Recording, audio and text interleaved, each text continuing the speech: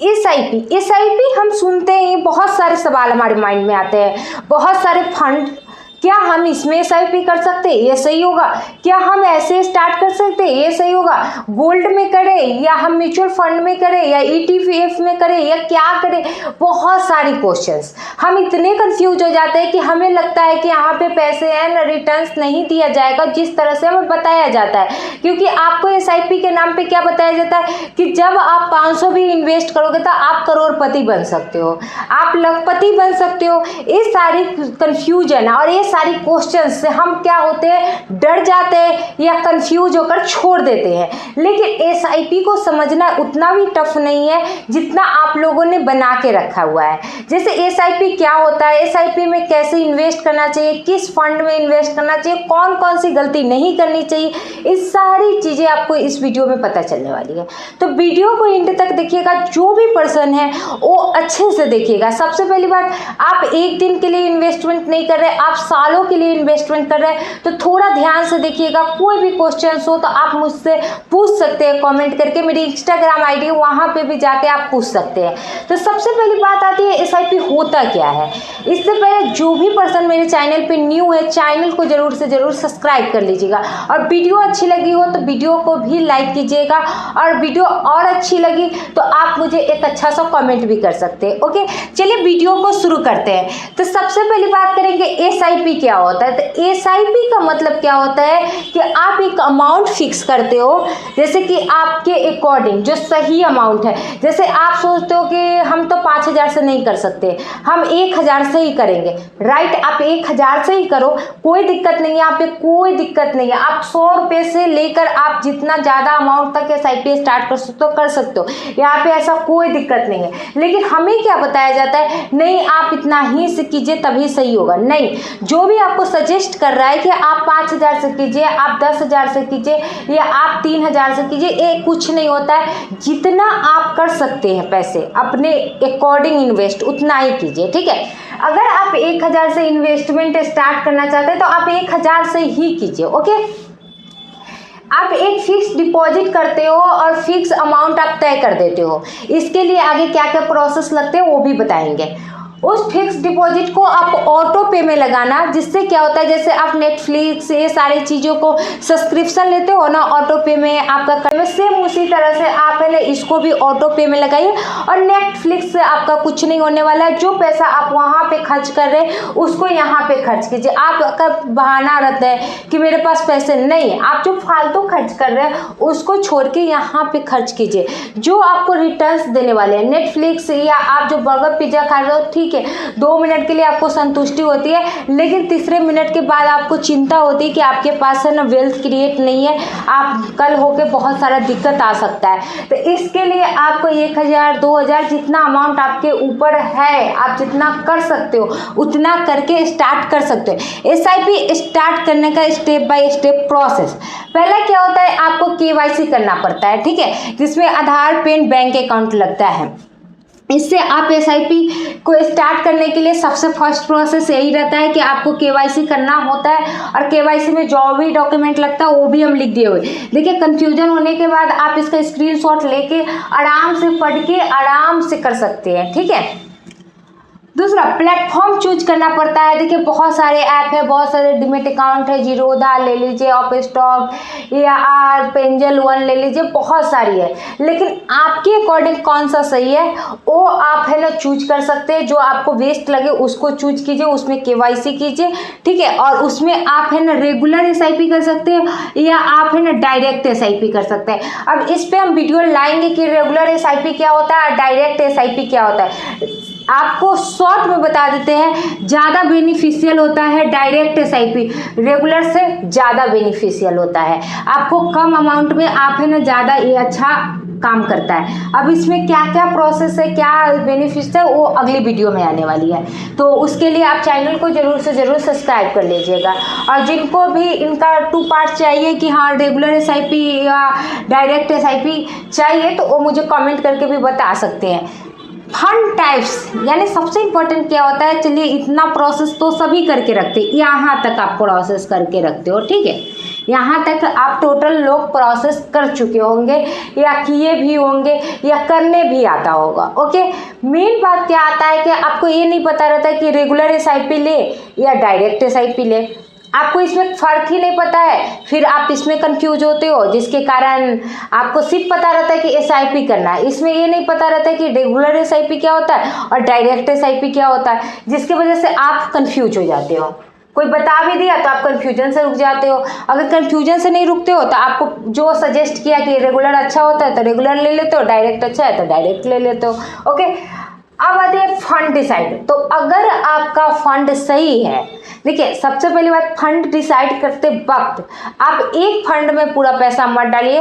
ये आपको स्टॉक में भी बताया जाता है कि एक स्टॉक में आप सारा पैसा मत डालिए, सेम उसी तरह से एक फंड में आप सारा पैसा मत डालिए। जैसे देखिए इंडेक्स फंड, निफ्टी 50 और सेंसेक्स सेफ है और लो कॉस्ट है, यानी कि इसमें क्या है कि आप सेफली आप है ना इसमें पैसा इन्वेस्ट करोगे तो आपका पैसा सेफ रहेगा। देखिए रिस्क इसमें नहीं ज़्यादा रहता, लेकिन डाउन होने का बहुत ज़्यादा डर रहता है।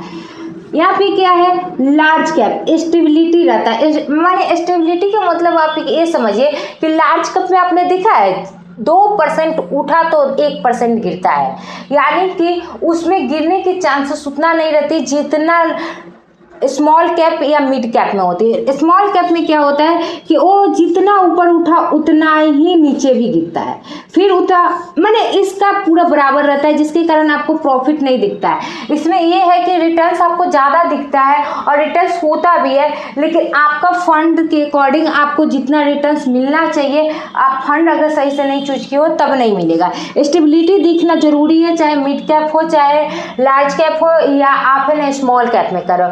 स्मॉल कैप में तो अवॉइड ही कीजिए, ठीक है।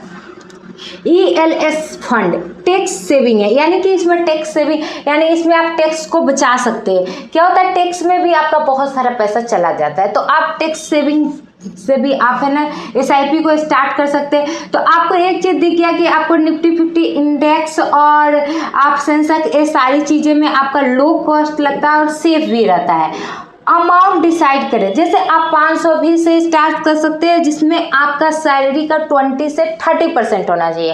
अब आपका सैलरी जैसा भी है उसका 20 या 30% आप ले सकते हैं, यानी अगर आप 20,000 कमा रहे हैं तो 20% लीजिए, ठीक है। अगर आप 50,000 कमा रहे हैं तो 20% ही लीजिए, या आप 1 लाख कमा रहे हैं फिर भी आप 20% लीजिए। तो आपका ये क्या होगा कि आपके एक अच्छा अमाउंट इन्वेस्ट होगा तो कल जाके आपको उस तरह से ही रिटर्न्स मिलेगा। देखिए एक कहना गलत नहीं है कि 1 करोड़ बन जाता है, बट अमाउंट के अकॉर्डिंग आपका 500 है तो 500 के अकॉर्डिंग ही कैलकुलेट होगा, उस तरह से ही प्रॉफिट दिखेगा। अगर किसी का 1000 है तो उस तरह से, और किसी का 5000 है तो उस तरह से आप कंपटीशन करोगे कि किसी का करोड़ बन गया है मेरा नहीं बना, तो एक कैप माने कि लार्ज कैप खराब है या मिड कैप खराब है, इसमें नहीं करना चाहिए उसमें नहीं करना चाहिए, कुछ नहीं। आप कितना इन्वेस्ट किए हो ये देखिए। आपको स्टॉक में भी बताया जाता है कि स्टॉक में मेरा इतना प्रॉफिट हो गया, 1% ही प्रॉफिट हुआ, लेकिन आपको अमाउंट सिर्फ दिखाया जाता है कि 20,000 प्रॉफिट हो गया, लेकिन आप देखिए तो वहाँ पे कितना पैसा लगाया गया है। 20 लाख तो नहीं लगाया गया है, क्या वहाँ पे 50 लाख तो नहीं लगाया गया है। पैसा देखिए पहले कितना लगाया गया है, फिर आप प्रॉफिट डिसाइड कीजिए। यहीं पे आप 5,000 लगा के प्रॉफिट का डिसाइडमेंट कर रहे हो तो उसी तरह से आपका प्रॉफिट होगा ना। तो पहले डिसाइड कीजिए कि आप पैसा कितना लगा रहे हो, उस तरह से ऑटो पे आप स्टार्ट कीजिए। जैसे क्या होता है, ऑटो पे से आपका है ना पैसा एक सेव हो जाता है, जिससे आप है ना अगर याद भी नहीं रहा या आप है ना एक बार सोचते हो कि हम छोड़ भी देते हैं तो वो ऑटोमेटिक आपसे बैंक से कट जाता है, जिससे आपका है ना हैबिट बन जाता है और आप इसे रेगुलर बेस पे लेके जाते हो। एग्जाम्पल के लिए समझते हैं, अगर 2025 में आप SIP 1500 से स्टार्ट कीजिए तब, या आप है ना 5,000 से स्टार्ट कीजिए तब 12% रिटर्न दिया जाता है। मिनिमम आपको 12% रिटर्न दिया जाता है। अगर आप अच्छे SIP नहीं चूज कर रहे हैं तो 9 से 6% रिटर्न दिया जाता है। तो इसीलिए आप है ना कम से कम 12% रिटर्न्स वाले ही SIP को चूज कीजिएगा, ओके। जिसमें आपका लार्ज कैप होना चाहिए, मिड कैप होना चाहिए, सॉरी इंडेक्स फंड होना चाहिए और निफ्टी 50 सेंसेक्स, यानी कि इस सब फंड से आना चाहिए, ना कि आप कोई भी फंड चूज कर लेते हो, ओके। जिसमें अगर आप 10 साल के लिए इन्वेस्ट कर रहे हैं तो आपका 11 लाख रुपया होता है, 20 साल में 49 लाख और 30 साल में 1,70,00,000। यानी कि आप सोच के देखिए, क्या यहाँ पे जो बताया गया वो गलत बताया गया? नहीं, आप कैलकुलेट करके देख सकते हैं, आपके पास है ना कैलकुलेशन के लिए, आपके फ़ोन में ही है ऑप्शन। आप जाइए वहाँ पे SIP कैलकुलेटर, आप है ना गूगल पे सर्च कीजिएगा और वहाँ पे अमाउंट डिसाइड कर दीजिएगा, ईयर डिसाइड कर दीजिएगा और देखिएगा कि सच में इतना आता है या नहीं आता है या फेक बोला जाता है। ओके, दूसरी क्या है, SIP के लिए फ़ायदा क्या है? यानी कि आप बोलिएगा कि इतना सारा तो कर लिए, क्या आपका प्रॉफिट है इसमें? नो, जो SIP करते हैं उन्हीं का प्रॉफिट है, ठीक है, इसमें किसी का प्रॉफिट नहीं। जैसे स्मॉल स्टार्ट पॉलिसी, क्या होता है कि हम एक अच्छा हैबिट को लेते हैं तो आगे चल के मेरा ग्रोथ होता है। देखिए क्या बोला जाता है, आप डिसिप्लिन रहो। डिसिप्लिन क्यों रहो? क्योंकि आपके अंदर अच्छी आदतें होगी तो आप आगे जल्दी जल्दी बढ़ोगे। अगर बुरी आदतें हैं तो आप आगे तो बढ़ोगे लेकिन आपको टाइम लगेगा। तो इसीलिए कहा जाता है small habit power of compounding, ठीक है। जब आप बैंक में पैसे रखते हो तो आपको 2 से 3% दिया जाता है, वही आप है ना क्या करते हो, RD करते हो या FD करते हो तो आपको 8% या 7% के बीच में दिया जाता है और उस पर कंपाउंडिंग नहीं होती।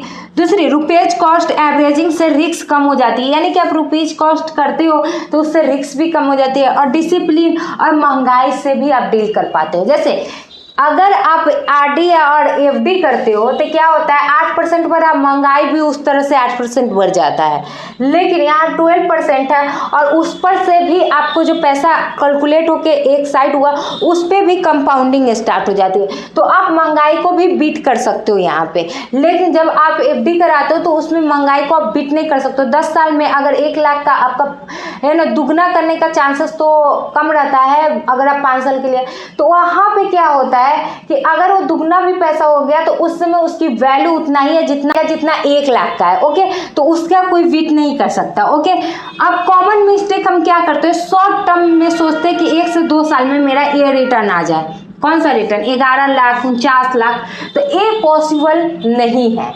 आपको दिखा होगा 10 साल लगा कि 20 साल और 30 साल, ठीक है, तो आपको टाइम देना पड़ेगा।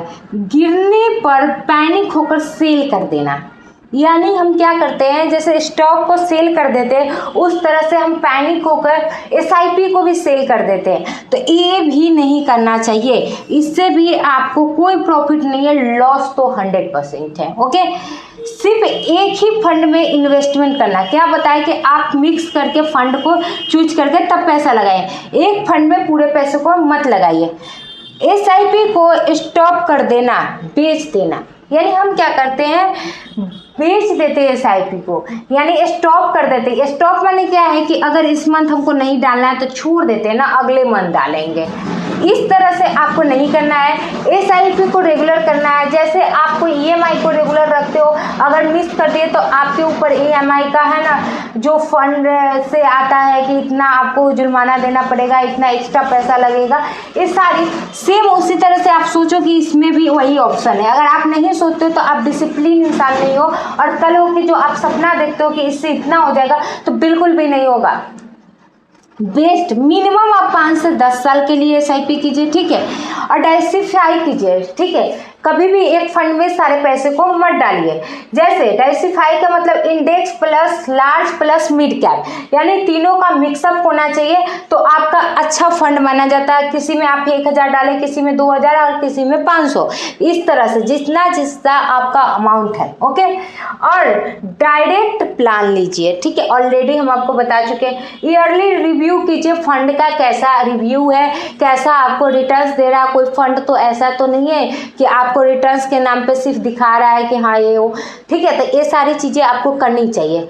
बहुत सारी बातें हो गई, बहुत सारे इसमें टॉपिक भी थे, ठीक है। अब आप बताइएगा मुझे कमेंट करके कि आपको क्या पूछना है। डायरेक्ट SIP, रेगुलर SIP में क्या कंफ्यूजन हो सकती है। अगर आपको इस पे वीडियो चाहिए तो मेरे चैनल पे ऑलरेडी वीडियो है। अगर आप चाहते हो फ्रेश वीडियो, ठीक है, तो आप मुझे कमेंट करके बताइएगा, नेक्स्ट वीडियो आएगी उसी पे, ठीक है। और जो भी पर्सन SIP को लाइटली लेते हैं कि इससे क्या हो जाएगा, 500 डालने से कुछ नहीं होने वाला है, तो आप एक बार करके देखिए, 5 साल ही कीजिए, उसके बाद आपको दिखेगा। आप सोचिए कि हम ऐसे ही पिज्जा खा के फेंक दिए, ठीक है, तो देखिए कि आपका रिटर्न्स क्या आता है। ओके, तो इस वीडियो में इतना ही। जो भी पर्सन मेरे चैनल पे न्यू है, चैनल को सब्सक्राइब कीजिएगा, वीडियो को लाइक कीजिएगा। मिलते हैं नेक्स्ट वीडियो।